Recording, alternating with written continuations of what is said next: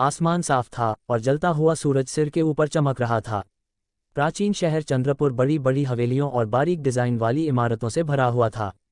लोग रेत के पत्थरों से बने लंबे रास्ते पर चलते हुए बाजार में चहल पहल कर रहे थे। ऋतिक गुप्ता भीड़ के बीच से रास्ता बनाते हुए, लोगों से कंधे टकराते हुए आखिरकार एक कसाई की दुकान पर जाकर रुका। दुकान के पीछे कल्लू कुरैशी खड़ा था, एक हट्टा कट्टा आदमी जिसके चेहरे पर खुरदुरी झुर्रियां और सिर पूरी तरह मुंडा हुआ था। उसकी डरावनी शक्ल और सख्त रवैया साफ दिखा रहे थे कि वो कोई मामूली आदमी नहीं था। कल्लू कुरैशी, ये वही है, ऋतिक ने सोचा, उस जानकारी को याद करते हुए जो उसने पहले इकट्ठा की थी। कल्लू एक साधारण कसाई की तरह दिख सकता था, लेकिन वो बाहरी बाजार का असली शासक माना जाता था। इन कठिन हालातों में इंसानी जान की कीमत जानवरों से भी कम थी। बकरों और मुर्गों को काटने के अलावा कल्लू पर तस्करी और इंसानों को बेचने का भी आरोप था। वो डर और अपने गुर्गों के नेटवर्क के दम पर पूरे बाजार पर राज करता था। भैया, मुझे 10 किलो सबसे अच्छा बकरे का मांस चाहिए, बारीक कटा हुआ, ऋतिक ने साफ और आत्मविश्वास भरी आवाज में कहा।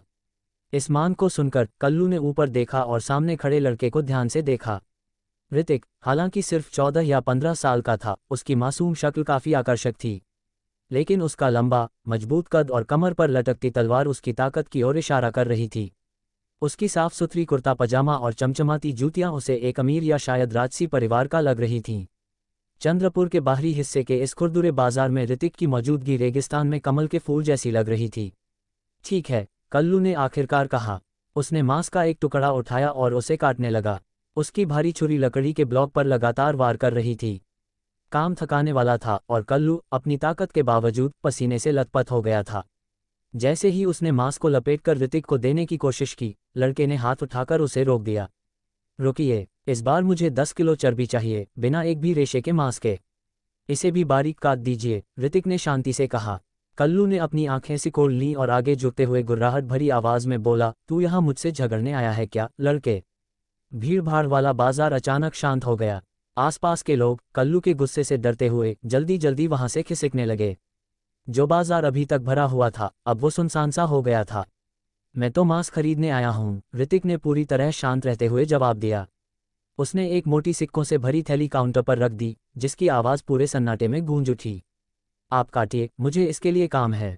कल्लू की नजरें ऋतिक की कमर पर बंधी तलवार और सिक्कों की थैली पर पड़ीं। उसकी आंखों में उठता गुस्सा धीरे धीरे शक और जिज्ञासा में बदलने लगा। कल्लू का शरीर मजबूत और भारी भरकम था। उसके चेहरे पर कई चोटों के निशान थे जो उसके लड़ाई झगड़े वाले स्वभाव को दिखा रहे थे। आम लोग तो उसकी मौजूदगी में बात करने से भी डरते थे, लेकिन ये लड़का इतना छोटा और शांत एकदम स्थिर खड़ा था। ऋतिक के हाव भाव बता रहे थे कि वो कोई साधारण ग्राहक नहीं था। उसका आत्मविश्वास और सहजता किसी प्रशिक्षित योद्धा और राजसी कुल के व्यक्ति की तरह थी। कल्लू का गुस्सा थोड़ा नरम पड़ गया, लेकिन उसका शक अभी भी कायम था। ठीक है, 10 किलो चर्बी अभी काट कर देता हूँ, उसने बुदबुदाते हुए कहा और अपनी छुरी उठाई। किसी भी नजरिए से देखो, ऐसा लगता है कि ऋतिक निडर है। कल्लू कसाई ने भौहें चढ़ाईं और एक पल के लिए सोचा। ऋतिक को नाराज न करने के लिए उसने अपना गुस्सा दबा लिया और 10 किलो चर्बी काटने के लिए कटिंग बोर्ड पर काम शुरू कर दिया। इस बार काटने में भी आधा घंटा और बीत गया। कल्लू तब तक मांस काटता रहा जब तक उसकी पीठ पसीने से तरबतर नहीं हो गई। जब उसने दोबारा ऊपर देखा तो ऋतिक अब भी वहीं खड़ा था, लेकिन अब उसके पास एक अतिरिक्त बैग था जिसमें तरबूज थे।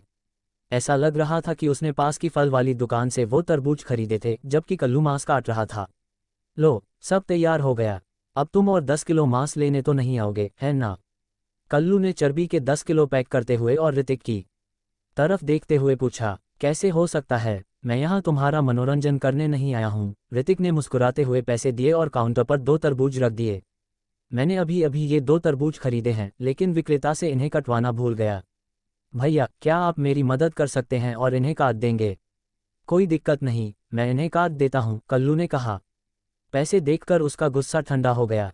उसने एक तेज चाकू उठाया जिसे उसने मांस काटने के लिए पहले कभी इस्तेमाल नहीं किया था।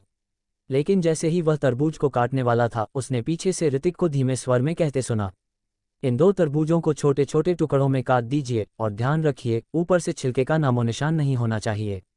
कल्लू ने तुरंत ऊपर देखा और ऋतिक को घूरा। उसके अंदर गुस्से की लहर उठ गई।